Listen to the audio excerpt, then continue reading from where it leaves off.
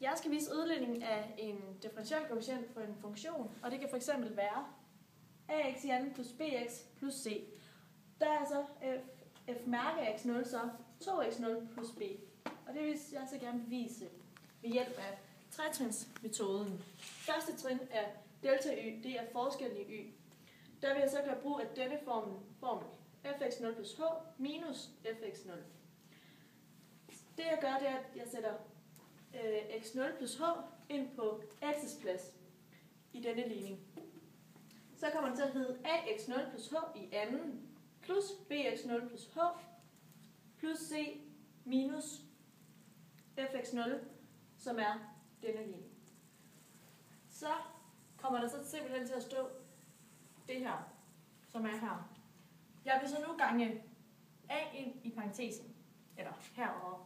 Så kommer det til at stå ax0 i anden plus 2hx plus h i anden, og b'eren bx0 plus bh, og så har vi c'eren, og så har vi selve fx0-ligningen bagved.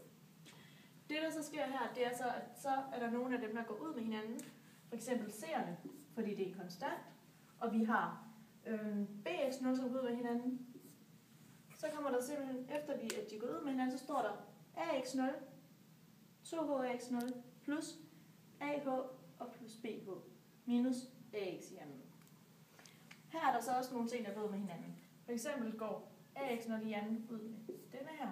Det vil sige, det ender med, at der så står 2hx plus ah i anden plus bh. Nu vil jeg så gå ned til anden trin.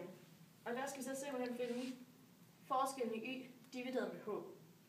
Og det er så den samme ligning, vi har heroppe, divideret med h. Så sætter vi det her ind heroppe, og så dividerer vi med h. Så kommer det til at stå 2ax0 plus ah plus b. Og så vil jeg gå hen til tredje trin, sidste trin.